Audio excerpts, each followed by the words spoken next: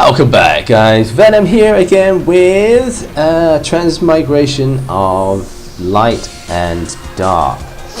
Right, so I've had some good feedback from my Huangvalis team that people like seeing this team in action and they think it's a good team. So putting it to the test again, well, not to the test, but I'm putting it through putting use to this team in this transmigration. Right, this transmigration was one of the past ones before, so it's been put into the black hole, so you can actually challenge it again and get yourself another harpy from it.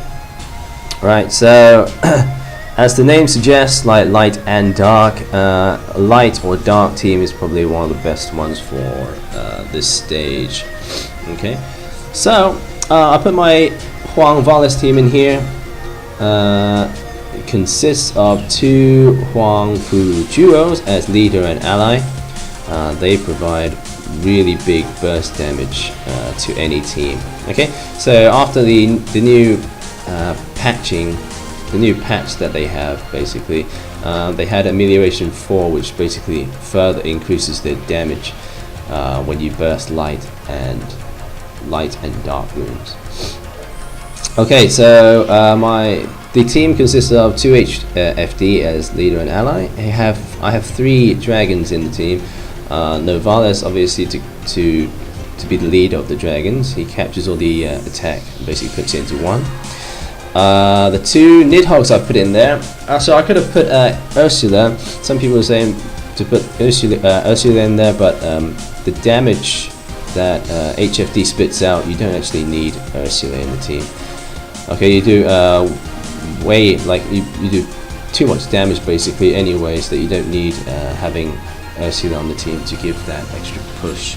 You don't actually need it. So basically I put 2 Nidhoggs in there instead. I would actually put 2 PR Nidhoggs in there, but I think the team cost is too high, as well as I don't have the PR material for the second one. So I got the Nidhoggs in there because Nidhogg gives great stats. Like okay, so he doesn't provide good RCR stats, but having Yan on the team, RCR is kind of not needed in this lineup. Okay, so Nidhogg works really well in this team, giving that extra boost to all the stats. Right, so the big HP comes from Nidhogg, as well as the only recovery on the team comes from Nidhogg. Okay, so I got 2 Nidhoggs in there, so every 5 turns I can heal roughly around 2,300 damage per heal. I think something like that, 2,100. Okay, so that's a hefty amount to heal up from the 2 Nidhoggs. They're basically my defense cards in this lineup. I have PR Yan in there. Once you activate her, all the hearts go away if they stop dropping, and you get increased chance of light runes that drop in the place of the hearts. Okay, so this will actually keep up your light runes on the board as it drops as you go through the stages, and you have HFD, which basically gives you the more chance of dropping dark runes in their columns. After the Amelioration 2. Amelioration 2 gives them increased 40% chance, I think. 40% chance of dropping dark runes in their columns. Okay, so the first few stages, as you can see on my information screen, I can only fit from 14 up to 20. So 14 to 20. Stage 14 to 20 I can only fit onto the information screen. So the rest of it beforehand is actually pretty straightforward. It's none of them really have any abilities. Okay, so you can see from the 2 beasts a minute ago had the life what do you call it? So they basically bound together from their life. So if you kill one, it will revive the other, or take the effects of the other. And then you get to the stage a minute ago. I don't know who that elf is, but she has a heart lock rune. I don't have any hearts on my board, so that's no problem for me. Next stage was the 2 soul stones. One of them will drop, and then you get to stage 15, which is a chance of any of those demons, those blood fiends. Okay, so for my one, I got the sync reduction of 20%. She didn't get to use her ability, so basically when she attacks you, she will reduce 20% of your HP every turn for 5 turns, I think, something like that. But she didn't get to attack because I destroyed her really quick. Okay, so this stage 16, this is the hardest stage of probably, maybe the hardest stage of this whole transmigration. Basically, this guy does 49,000 attack. If he hits you, basically you're dead. Okay, from nearly every team out there except a dual Nidhogg team or a Nidhogg team, basically. So one hit from this guy, because he's got Phantom, one hit from this guy, you will die. Most of the time he has CD of 1 when he starts. I think he always starts with CD1 actually. So he starts with CD1, which basically means you get 1 turn to kill 3 million of his HP.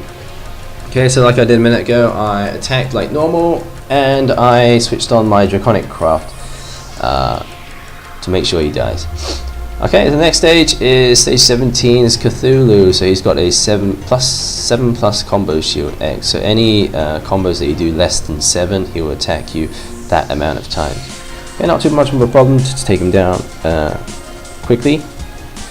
Get to the 18th stage. This is Medusa. You have weathered mines that pop up.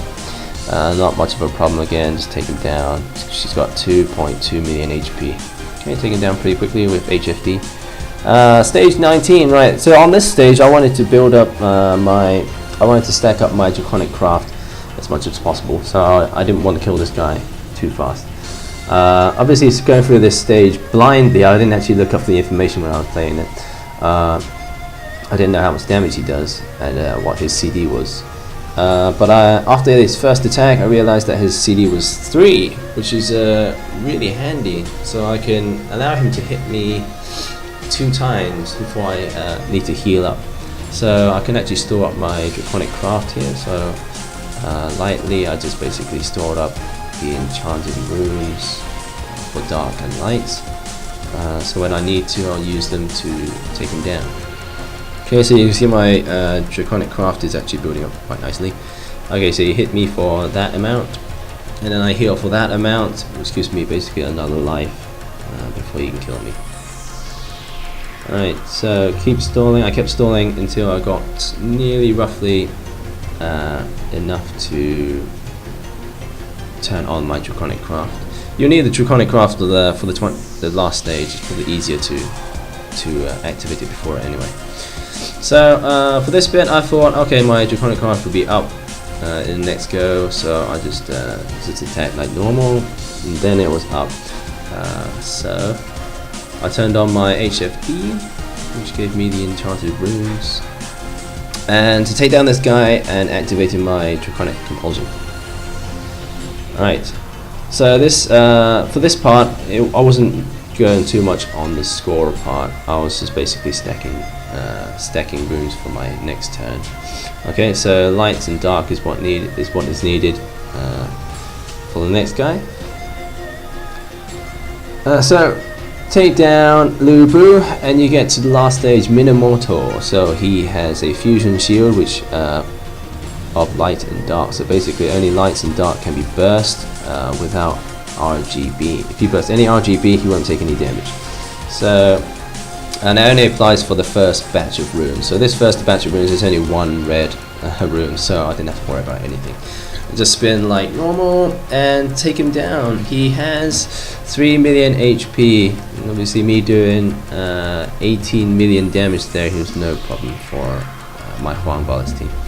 Right guys, so this is the Transmigration of the Light and Dark, which you can find in the black hole for 7 keys. Okay, so take this down, and then you'll get rewarded a free harpy again. So that's 2 harpies from this stage altogether. Okay, so harpy from before and harpy now. Right guys, so this is my Huangvalis team. I hope you enjoyed it. I'll see you in the next one, probably the next SM or something in the future anyway. Alright, take care guys, I'll see you later.